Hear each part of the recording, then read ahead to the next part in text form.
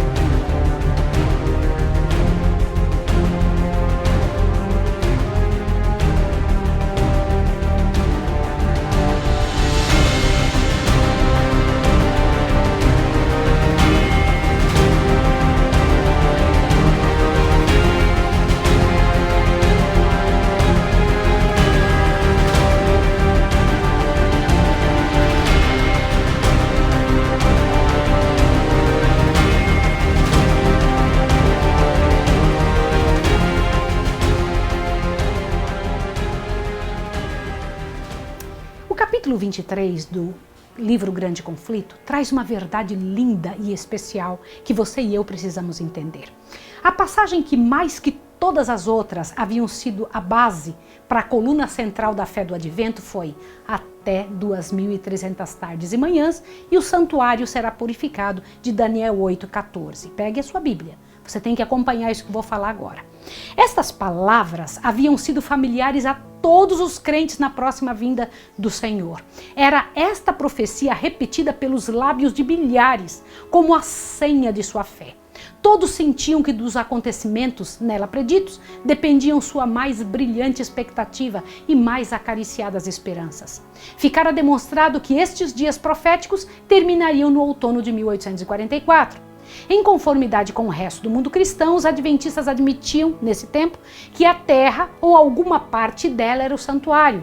Entendiam que a purificação do santuário fosse a purificação da terra pelos fogos do último grande dia e que ocorreria por ocasião do segundo advento. Daí a conclusão de que Cristo voltaria à terra em 1844. Mas o tempo indicado passou e o Senhor não apareceu. Os crentes sabiam que a palavra de Deus, esta não pode falhar. Deveria haver outro engano. Alguma coisa na interpretação da profecia. Onde, porém, estava o engano? Muitos cortaram temerariamente o nó da dificuldade, negando que os 2.300 dias terminassem em 1844. Nenhuma razão se poderia dar para isso, a não ser que Cristo não viera na ocasião em que o esperavam. Argumentavam que se os dias proféticos houvessem terminado em 1844, Cristo teria então voltado para purificar o santuário mediante a purificação da terra pelo fogo. E visto que ele não aparecera, esses dias não podiam ter terminado. Aceitar essa conclusão equivaleria a renunciar aos cômputos anteriores dos períodos proféticos. Verificara-se que os 2.300 dias começavam quando a ordem de Artaxerxes para a restauração e edificação de Jerusalém entrou em vigor no outono de 457 a.C. Tomando isso como ponto de partida, havia perfeita harmonia na aplicação de todos os acontecimentos preditos na explicação daquele período de Daniel 9, 25 a 27. 69 semanas, os primeiros 483 anos dos 2.300 anos, deveria estender-se até o Messias, o ungido, e o batismo e unção de Cristo, pelo Espírito Santo, no ano 27 de nossa era, cumpriu-se exatamente nessa especificação. No meio da 70ª semana, o Messias deveria ser tirado. 3,5 anos depois de seu batismo, na primavera do ano 31, Cristo foi crucificado. As 70 semanas, ou 490 anos, deveriam pertencer especialmente aos judeus. Ao expirar este período, a nação selou sua rejeição de Cristo pela perseguição de seus discípulos, e no ano 34 os apóstolos voltaram-se para os gentios. Havendo terminado o período de 490 anos, dos 2.300 anos, restavam ainda 1.810 anos. Contando-se deste ano 34 de nossa era, 1.800 anos se estendem até 1844. Então disse o anjo, e o santuário será purificado. Todas as especificações precedentes da profecia se cumpriram, inquestionavelmente no tempo designado. Nesse cálculo, tudo era claro e harmonioso, exceção feita de não ter sido visto, em 1844, nenhum acontecimento que correspondesse à purificação do santuário. Negar que os dias terminaram naquele tempo equivalia a envolver em confusão todo o assunto e renunciar às posições que tinham sido estabelecidas por insofismáveis cumprimentos da profecia. Deus, porém, estivera a dirigir seu povo no grande movimento adventista. Seu poder e glória haviam acompanhado a obra, e ele não permitiria que ela finalizasse em trevas e desapontamento, para que fosse vituperada, envergonhada como falsa excitação fanática. Não deixaria sua palavra envolta em dúvidas e incertezas, posto que muitos abandonassem a anterior contagem dos períodos proféticos, negando a exatidão dos movimentos nela baseado, outros não estavam dispostos a renunciar a pontos de fé e experiência que eram apoiados pela Escritura e pelo testemunho do Espírito de Deus. Criam ter adotado nos estudos da profecia sólidos princípios de interpretação, sendo seu dever reter firmemente as verdades já adquiridas e continuar o mesmo método de exame bíblico. Com fervorosa oração, examinaram sua atitude e estudaram as Escrituras para descobrir onde haviam errado. Como não pudessem ver engano algum no cômputo dos períodos proféticos, foram levados a examinar mais particularmente o santuário, o assunto do santuário. Agora te assusto que eu vou lhe falar. Aprenderam em suas pesquisas que não há nas Escrituras prova que apoie a ideia popular de que a terra é o santuário.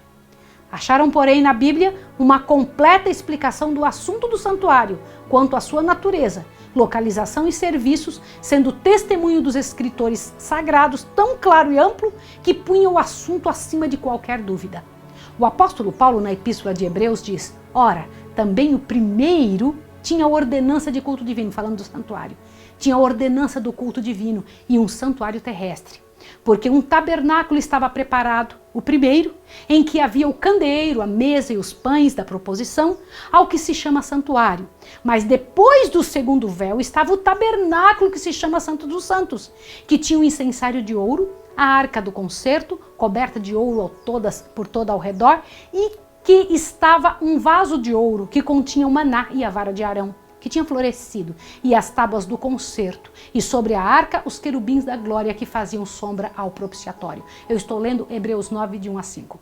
O santuário a que Paulo aqui se refere era o tabernáculo construído por Moisés, por ordem de Deus, como a morada terrestre do Altíssimo. E me farão santuário e habitarei no meio deles, Êxodo 25:8, lembra? Foi a determinação de Deus a Moisés, enquanto este se achava com ele no monte. Os israelitas estavam a jornadear pelo deserto e o tabernáculo foi construído de maneira que pudesse ser levado de um lugar para outro. As paredes, o lugar santo, tudo muito bem explicado. No lugar santíssimo achava-se a arca, receptáculo da preciosa madeira, coberta de ouro, e depositária das 2 tábuas de pedra, sobre as quais Deus inscrevera a lei dos 10 mandamentos. Acima da arca, formando a cobertura desse receptáculo sagrado, estava o propiciatório, magnificente obra de artífice, encimada por 2 querubins, um de cada lado, e tudo trabalhado em ouro maciço. Nesse compartimento, a presença divina se manifestava nas nuvens de glória entre os querubins. Depois da localização dos hebreus em Canaã, o tabernáculo foi substituído pelo Templo de Salomão, que, conquanto fosse uma estrutura permanentemente de maior escala, observava as mesmas proporções e era guarnecido de modo semelhante. Sob essa forma, existiu o santuário até a sua destruição pelos romanos no ano 70 de nossa era, exceção feita no tempo em que jazeu em ruínas durante a época de Daniel. Esse é o único santuário que já existiu na terra, de que a Bíblia nos dá alguma informação. Declarou Paulo ser ele o santuário do primeiro concerto. Mas não tem santuário o novo concerto? Agora que você vai ouvir uma coisa linda que eu vou ler. Observe aqui, por favor. Agora está na hora de você ouvir uma coisa bonita. Vamos lá.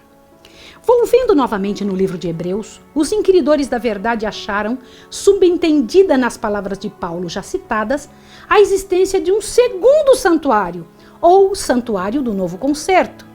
Ora, também o primeiro tinha ordenanças de culto divino e um santuário terrestre. E o uso da palavra também exige que Paulo haja anteriormente feito menção desse santuário. Voltando-se ao princípio de capítulo precedente, lê-se: ora, a suma do que temos dito é que temos um sacerdote tal que está assentado nos céus à destra da majestade do trono da glória, ministro do santuário e do verdadeiro tabernáculo, o qual o Senhor fundou e não o homem. Opa! Aí isso deu um clique na cabeça das pessoas que estavam estudando, tentando entender qual era este santuário que seria purificado. Aqui se revela o santuário do novo concerto. O santuário do primeiro concerto foi fundado pelo homem, construído por Moisés. Este último foi fundado pelo Senhor e não pelo homem. Naquele santuário, os sacerdotes terrestres efetuavam seu culto. Neste, Cristo, nosso sumo sacerdote, ministra à destra de Deus. Um santuário estava na terra, o outro no céu. Pronto, era isso que eles precisavam. Demais, o tabernáculo construído por Moisés foi feito segundo o modelo. O Senhor lhe ordenou, conforme a tudo que eu te mostrar para modelo do tabernáculo e para modelo de todos os seus vasos, assim mesmo os fareis. E novamente foi dada a ordem: atenta, pois, que o faças conforme o seu modelo que te foi mostrado no monte. Se tinha um modelo, então era porque Moisés estava construindo de acordo com um modelo celestial. E Paulo diz que o primeiro tabernáculo era uma alegoria para o tempo presente, em que se ofereciam dons e sacrifícios, e que seus lugares santos eram figuras das coisas que estão nos céus, e que os sacerdotes que ofereciam dons segundo a lei serviam de exemplar e sombra das coisas celestes, e que Cristo nunca entrou num santuário feito por mãos, figura do verdadeiro, porém no mesmo céu, para agora comparecer por nós perante a face de Deus. Hebreus 9, 9 e 23, Hebreus 8, 5 e Hebreus 9, 24. O santuário do céu, no qual Jesus ministra em nosso favor, é o grande original de que o santuário construído por Moisés foi uma cópia. O esplendor sem par do tabernáculo terrestre refletia à vista humana as glórias do templo celestial em que Cristo, nosso precursor, ministra por nós perante o trono de Deus. A morada do Rei dos Reis, em que milhares e milhares o servem e milhões de milhões estão em pé diante dele. Daniel 7:10. Sim, aquele templo repleto de glória do trono eterno, onde serafins seus resplandecentes guardas velam a face em adoração. Foi permitido ao profeta contemplar o primeiro compartimento do santuário celestial e viu ali as 7 lâmpadas de fogo, o altar de ouro, representados pelo castiçal de ouro e o altar de incenso do santuário terrestre. De novo, abriu-se no céu o templo de Deus, Apocalipse 11, 19. E ele olhou para dentro do véu interior, no lugar santíssimo. Ali viu a arca do seu concerto, representado pelo receptáculo sagrado, construído por Moisés para guardar a lei de Deus. Assim, os que estavam a estudar o assunto encontraram prova indiscutível da existência de um santuário no céu. Moisés fez o santuário terrestre, segundo o modelo que lhe foi mostrado. Paulo ensina que aquele modelo era o verdadeiro santuário que está no céu. E João dá testemunho do que viu no céu. No templo celestial, morada de Deus, acha-se o seu trono, estabelecido em justiça e juízo. No lugar santíssimo está a sua lei, a grande regra da justiça pela qual a humanidade toda é provada. A arca que encerra as tábuas da lei se encontra coberta pelo propiciatório diante do qual Cristo, pelo seu sangue, pleiteia em prol do pecador. Assim se representa a união da justiça com a misericórdia no plano da redenção humana. Somente a sabedoria infinita poderia conceber essa união e o poder infinito realizá-la. É uma união que enche o céu todo de admiração e adoração. Os querubins do santuário terrestre, olhando reverentemente para o propiciatório, representavam o interesse com que a hoste celestial contempla a obra da redenção. Esse é o mistério da misericórdia a que os anjos desejam bem atentar. Que Deus pôde ser justo e ao mesmo tempo em que justifica o pecador arrependido e renova suas relações com a graça decaída, que Cristo pode humilhar-se para erguer inumeráveis multidões do abismo da ruína e vesti-las com as vestes imaculadas de sua própria justiça, a fim de se unirem aos anjos que jamais caíram e habitarem para sempre na presença de Deus. Como sacerdote, Cristo está agora assentado com o Pai em seu trono. Apocalipse 3:21. No trono, como ser eterno e existente por si mesmo, é Ele o que tomou sobre si as nossas enfermidades e as nossas dores levou sobre si, que em tudo foi tentado, mas sem pecado, para que nos possa socorrer quando somos tentados. Se alguém pecar, temos um advogado para com o Pai, Jesus Cristo justo. Sua intercessão é a de um corpo ferido e quebrantado, de uma vida imaculada. As mãos feridas, o lado traspassado, os pés cravejados pleiteiam pelo homem caído, cuja redenção foi comprada com tão infinito preço. Eu preciso falar com você sobre isso. Toda vez que seu nome é chamado no céu, quem se apresenta diante do trono do Pai, porque o seu nome foi chamado, é Jesus. Se é chamado o seu nome, Maria, nessa hora, Jesus se apresenta. Estou aqui, Pai. Por que ele se apresenta quando o teu nome é chamado? Porque você o aceitou como sendo seu Salvador, como seu representante no céu. Isso me enche de expectativa. Quando meu nome é chamado, Maísa, se apresente, Maísa, Jesus se apresenta. E quando apresentam os meus defeitos, pelos quais eu pedi perdão, Jesus apresenta a mão ferida e diz, meu sangue, Pai, meu sangue por essa vida. Consegue entender que grandioso isso? Que coisa perfeita! E o conselho de paz haverá entre ambos. O amor do Pai, não menos do que o do Filho, é o fundamento da salvação para a raça perdida. A pergunta, que é o santuário? É claramente respondida nas Escrituras. O termo santuário, conforme é empregado na Bíblia, refere-se primeiramente ao tabernáculo construído por Moisés, como figura das coisas celestiais, e em segundo lugar ao verdadeiro tabernáculo no céu, para o qual o santuário terrestre apontava. A morte de Cristo terminou no serviço típico. O verdadeiro tabernáculo no céu é o santuário do novo concerto. E como a profecia de Daniel 8,14 se cumpre nessa dispensação, o santuário a que se refere deve ser o santuário do novo concerto. Ao terminarem os 2.300 dias, em 1844, já por muitos séculos não havia santuário na terra. Destarte a profecia até 2.300 tardes e manhãs e o santuário será purificado, aponta inquestionavelmente para o santuário do céu. A questão mais importante, porém, ainda está para ser respondida. Que é a purificação do santuário? Que houve tal cerimônia com referência ao santuário terrestre, acha-se declarado nas Escrituras do Antigo Testamento. Mas poderá no céu haver alguma coisa a ser purificada? No capítulo 9 de Hebreus, a purificação do santuário terrestre, bem como do celestial, encontra-se plenamente ensinada. Olha só esse texto. Quase todas as coisas, segundo a lei, se purificam com sangue. E sem derramamento de sangue não há remissão. De sorte, presta atenção nessa parte, de sorte que era bem necessário que as figuras das coisas que estão no céu assim se purificassem, com sangue de animais. Mas as próprias coisas celestiais com sacrifícios melhores do que estes, ou seja, com o precioso sangue de Cristo. Eu estou lendo Hebreus 9, 22 e 23. Mas vem cá, quer dizer que tem coisas no céu que precisam de serem purificadas? Presta atenção, a purificação, tanto no serviço típico como no real, aquele serviço antigo como no que acontece no céu, deveria executar-se com sangue. No primeiro com sangue de animais, no último com o sangue do próprio Cristo.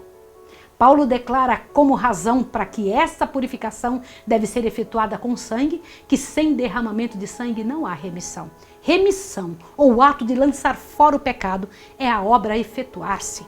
Mas como poderia haver pecado em relação com o santuário, quer no céu, quer na terra?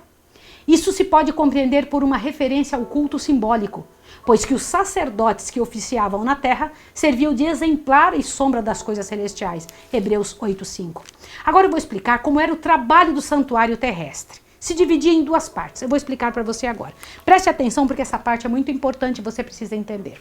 O pecador comum vinha, sabia que tinha pecado, a sua família havia pecado, seu filho havia pecado, e ele então pegava um cordeirinho de 1 ano e ia até o tabernáculo. Então, pecador comum ia até o tabernáculo levando um cordeirinho porque tinha pecado. Ao chegar lá, ele só podia entrar no pátio, no primeiro espaço. O santuário era dividido em 3 partes: pátio, lugar santo e lugar santíssimo. O pecador comum só ia no lugar do pátio. Ao chegar lá com um cordeirinho, ele apresentava diante do sacerdote. O sacerdote o recebia e ao receber ele dizia: pois não, o que você precisa? E então o homem pecador, colocando a mão sobre a cabeça do cordeirinho, ele então confessava em voz alta o seu pecado. Eu pequei e fiz tal coisa, contava o que era que ele tinha feito. Simbolicamente, o pecado do pecador passava para quem? Para o cordeiro. Então o sacerdote perguntava: aonde está o seu pecado? Ele dizia: está no cordeiro. Então, como o pecado traz a morte, o salário do pecado é a morte. Alguém tem que morrer quando você peca. Se não é você, está sendo transferido para quem? Para o cordeiro.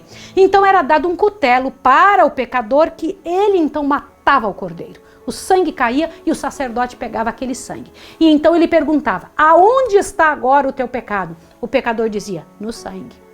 Então, com aquele sangue, que continha agora simbolicamente o pecado do pecador arrependido, o sacerdote entrava no lugar santo. E no lugar santo, que era o primeiro compartimento, o outro compartimento chamava-se Santíssimo. Nesse lugar santo, ele passava, ao entrar dentro do santuário, passava aqui, estava o castiçal, desse outro lado aqui estava o pão, a mesa com os pães asmos. Na frente, então, entre um compartimento e outro, antes do que separava, que era uma cortina ou o véu do santuário, ele então ia andando e quando chegava com aquele sangue, ele aspergia nas pontas do altar, porque entre um local e outro tinha um altar de incenso. Então ele aspergia ali o sangue do pecador arrependido. E depois ainda pegava e aspergia 7 vezes na cortina que ficava entre um local e outro. Tá entendido isso? Então ele voltava dali de dentro, o resto que sobrava do sangue, ele colocava nos pés do altar. Não esqueça dessa coisa do sangue no pé do altar. Quando ele voltava, o sacerdote encontrava lá fora quem que estava esperando? O pecador arrependido. Então ele voltava e perguntava: aonde está o seu pecado agora? O cordeiro tinha sido morto, o sangue tinha sido levado, não tinha mais sangue, está onde? Está dentro do santuário. Então o pecado ficava registrado diante de Deus como um pecado que não estava mais na pessoa. Aquele pecado não deixava de existir para a pessoa, nunca mais ia ser lembrado para ela. Mas quem fez fazer aquele pecado, quem participou daquele pecado, quem levou aquele pecador a pecar, estava ali registrado diante de Deus como um registro diante do céu, que aquele pecado não só foi perdoado, como também ele existiu. Aquele pecado existiu, alguém levou ele a praticar. Isso acontecia, esse ato de levar para dentro do santuário o sangue de animal para este fim, acontecia todos os dias de manhã e à tarde. No entanto, uma vez por ano, aquela cortina tinha que ser tirada, chamava-se dia da expiação. Aquela cortina cheia de sangue, imagina a quantidade de respingos de sangue que tinha ali do ano todo. Então era tirado, o nome disso era dia da expiação.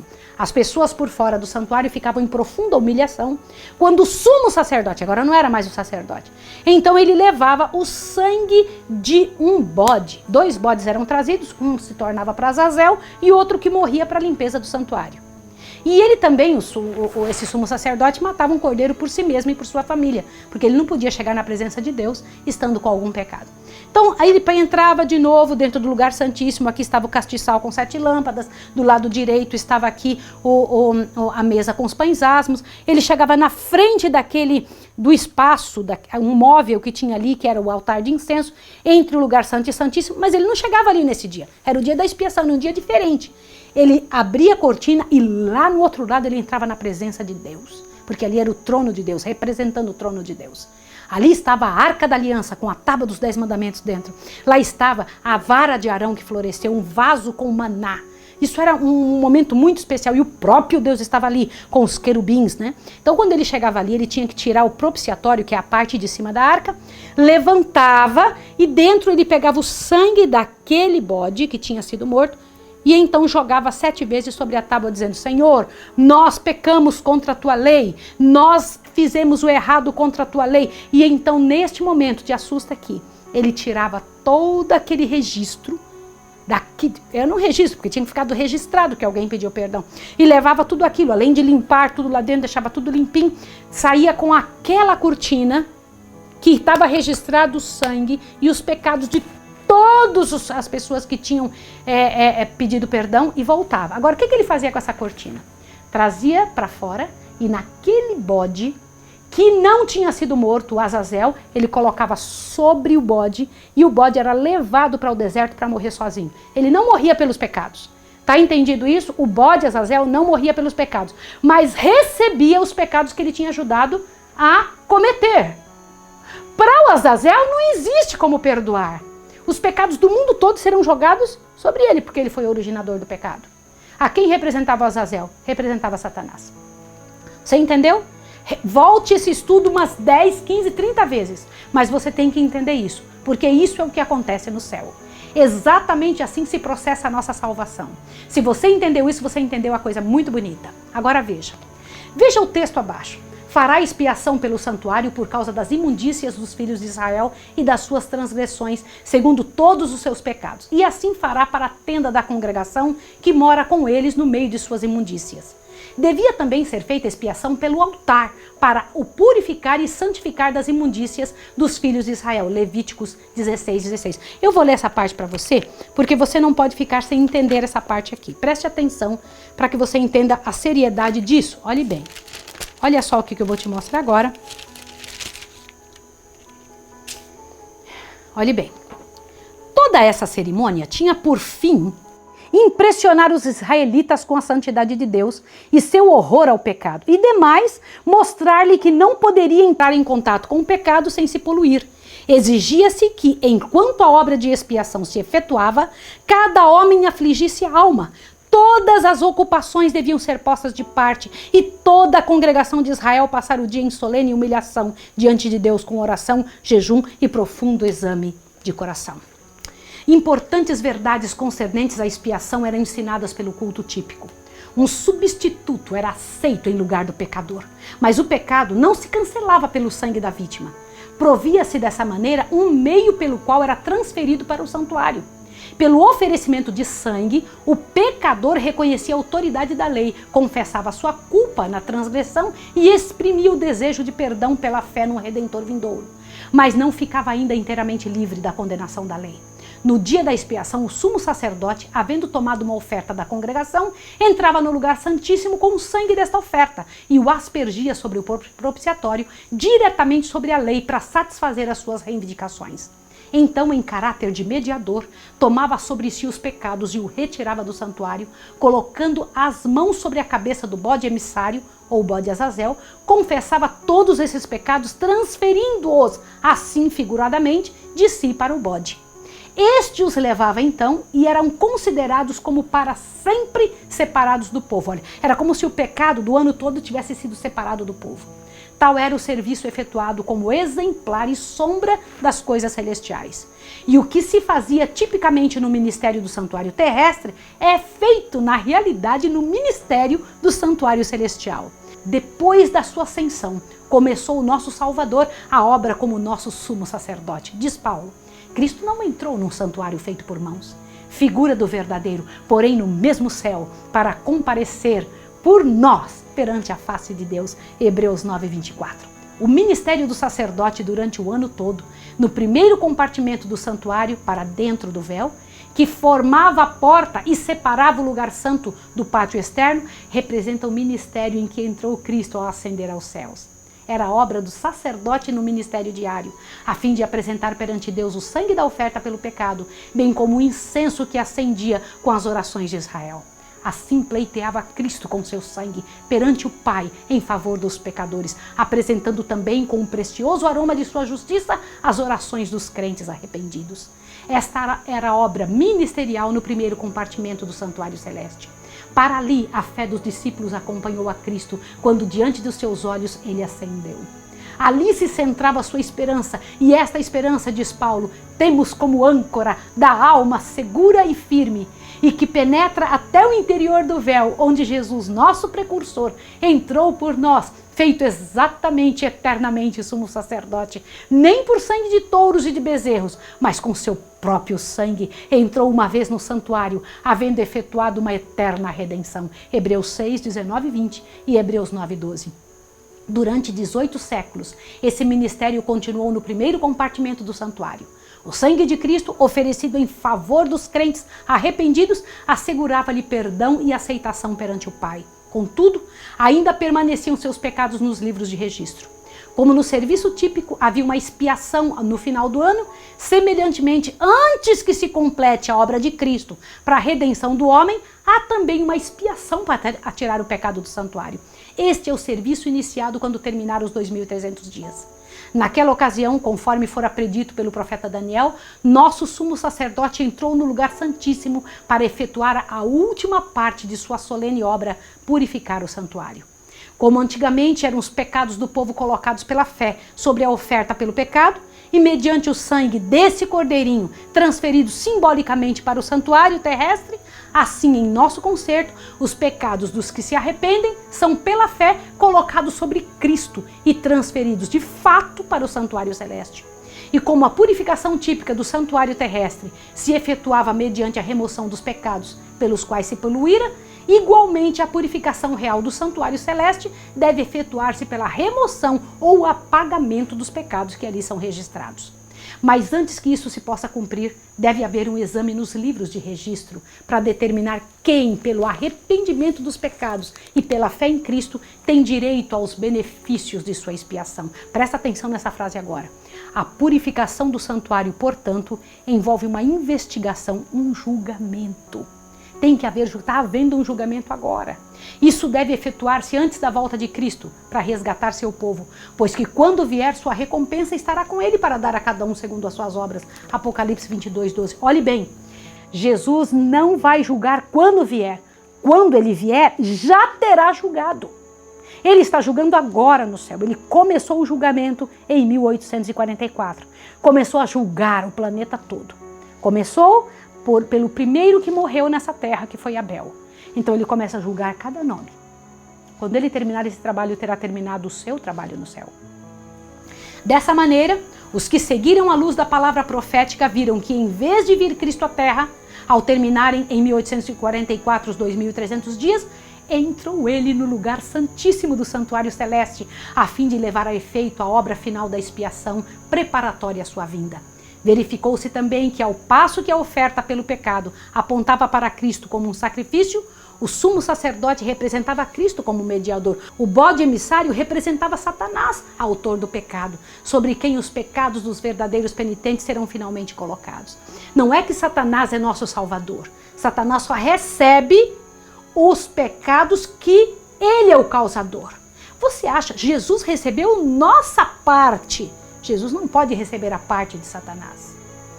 Quando o sumo sacerdote, por virtude do sangue da oferta pela transgressão, removia do santuário os pecados, colocava sobre o bode emissário. Quando Cristo, pelo mérito de seu próprio sangue, remover do santuário celestial os pecados de seu povo, ao encerrar-se o seu ministério, ele os colocará sobre Satanás, que na execução do juízo deverá encarar a pena final. O bode emissário era enviado para uma terra não habitada, para nunca mais voltar. A congregação nunca mais voltava para a congregação de Israel. Assim será Satanás para sempre banido da presença de Deus e de seu povo e eliminado da existência na destruição final dos pecados e dos pecadores. Você pode imaginar o que é isso? Então está claro, irmãos, nossa esperança reside no lugar santíssimo do santuário celestial. Nosso coração está lá, Jesus está lá por nós. É este local onde Jesus entrou após 1844. Para quê? Para começar o juízo, fazer o julgamento de toda a terra. No próximo estudo você vai aprender uma coisa tremenda. Está na hora de você perceber como é que deve viver as pessoas que estão sendo julgadas. E eu vou te explicar quando começa o juízo divino. Vamos orar agora? Querido Deus e amado Pai, aleluia, Senhor, porque o teu plano é perfeito, é admirável, é tremendo. nos abençoe para que possamos passar essa verdade aos outros, porque este teu trabalho é por toda a terra. Ajuda-nos a falar para os outros que existe redenção. Em nome de Jesus. Amém. Que Deus abençoe você e até amanhã.